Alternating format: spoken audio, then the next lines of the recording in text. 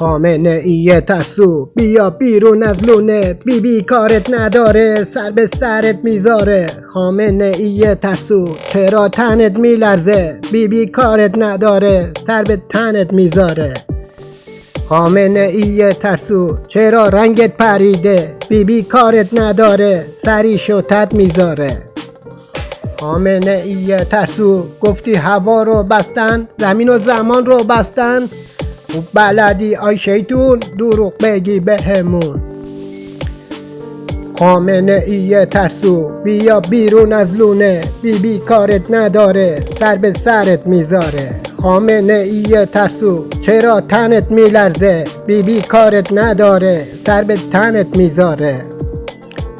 خودت هم خوب میدونی پول و پله نمونده، موشکاتم وارفته جایی را نتکونده.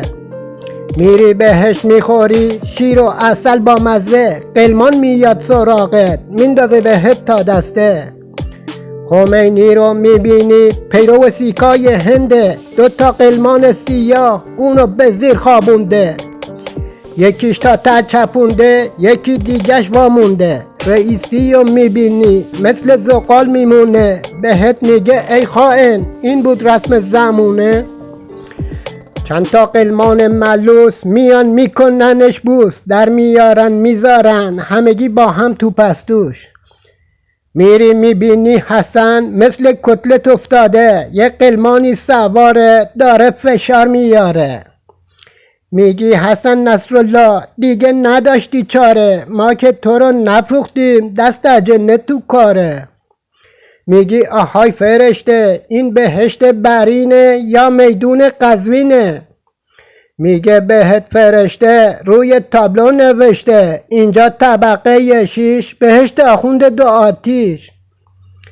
اینجا حوری نداره برای هر آخوندی 70 تا قلمان داره. میخوری نون و پنیر بهت میدن از پشت گیر، میخوری عسل با شیر از پشت میکننت سیر.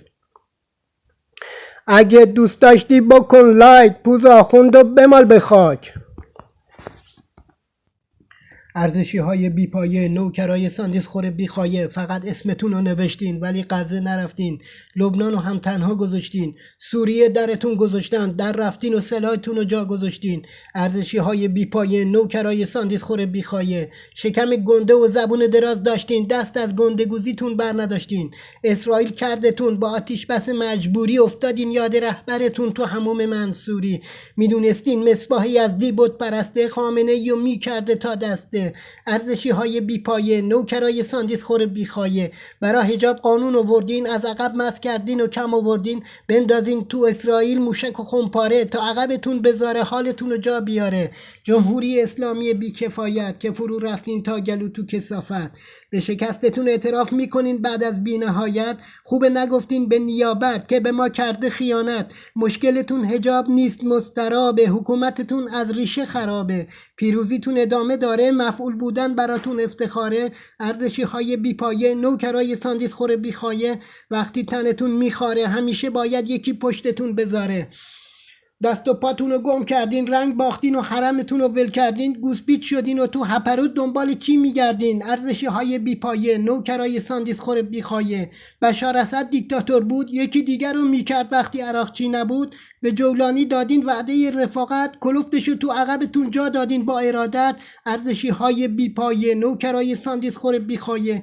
پاسدارا و بسیجی های لاشی، نظامتون در حال فروپاشی. نهایتش 404 تا مرداد ماه، رهبرتون ارتحال میشه میره به گاه. ارزشی های بی پایه، نوکرای ساندیس خور بی خایه.